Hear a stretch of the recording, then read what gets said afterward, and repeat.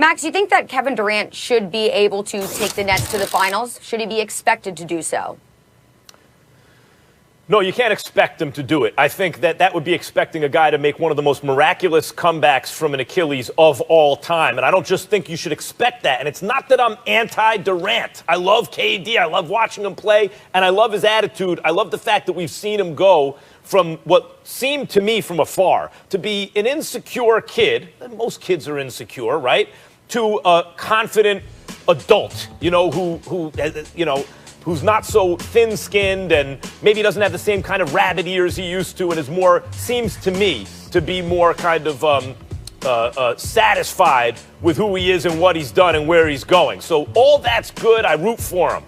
But Stephen A., if I just expect him to get to the finals coming off an Achilles, even with Kyrie, because Kyrie has also been a chemistry destroyer, as great a player as he is, Dinwiddie and LeVert and these guys, that's kind of like downing them if they get to the conference finals. And I think that's as much as you can expect. In other words, I'm not going to call this season a failure. First year back from a catastrophic injury, first year head coach, guys who've never really played together, if they get to the conference finals.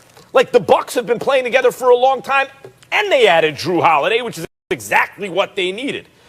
You have teams in the conference like Miami, like Philadelphia, who have more continuity and aren't coming off catastrophic injury to their best player. Just like with the Lakers, had they not won the whole thing, had they just gotten to the Western Conference Finals, I wouldn't have said this is a failure, because I would have picked them probably to win this year.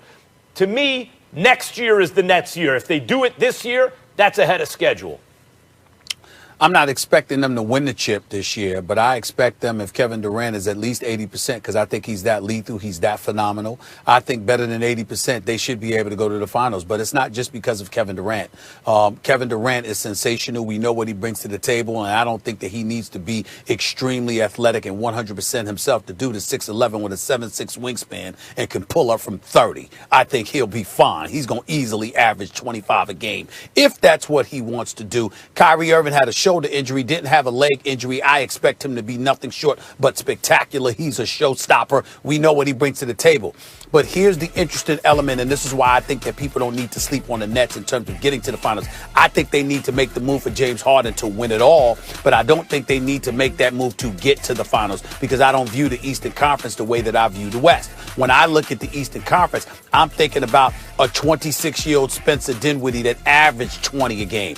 I'm thinking about a Joe Harris who just got his new deal that shot 42+% from three-point range. I'm thinking about a Karis LeVert who averaged 18 points a game, and we know he could ball, especially what we saw him do, particularly in that game against Portland that they lost to the closeout game in those 8-game bubbles, those 8 games in a bubble where they were going up against Damian Lillard and those boys. These brothers can play, and when I look at what they bring to the table and how they can play, I don't underestimate nor do I sleep on what they bring to the table. I think that combined with veteran leadership in that locker room to help Kevin Durant, I definitely think that when you look at it and it comes down to this, they got a superstar in Kevin Durant, who at 80%, by the way, is still a superstar. They got a showstopper in Kyrie Irving, and they got a bunch of supplementary parts that ain't average. These brothers, Karis LeVert, Spencer Dinwiddie, can play. Joe Harris can really, really shoot.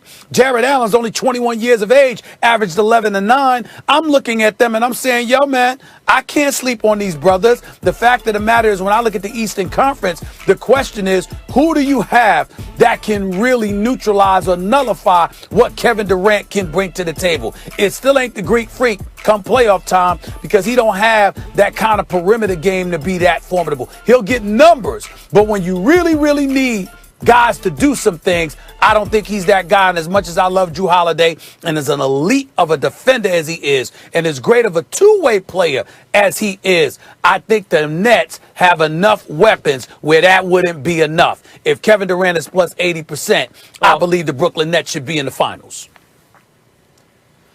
Yeah, I'd say if Kevin Durant's closer to his real self. I mean, at 80%, let's call it Paul George. Forget about exactly the game, the size, like how much value is 80% of KD. Let's call that Paul George. I look at Paul George, Kyrie Irving, and in other words, Paul George about 80% of the player that KD is. I look at Paul George, Kyrie Irving, LeVert, and these guys, and I think That's a damn good team. But as soon as you stop thinking of KD like MVP KD and start thinking of him like an all-star or an all-star plus KD, now you think about matchups like the Bucks, where Giannis is an MVP caliber player, like where Drew Holiday is more than just an all-star when it matters most. Now, they didn't get Bogdanovich in that deal. Had they gotten Bogdanovich, even more. Still, they have Middleton and they have shooting. Brook Lopez can defend the rim and shoot. When I look at Philadelphia, Simmons and Embiid, in terms of upper-end talent and size, you can start to compare those guys to Kyrie and KD. Kyrie and KD more talented, but not much more talented.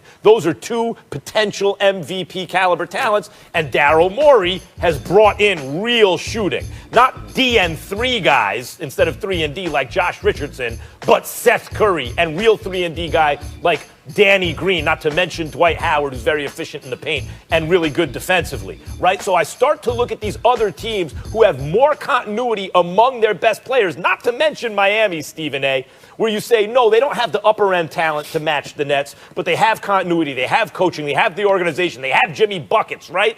They have Tyler Hero, who we saw, damn, that dude is super young, and he is a baller.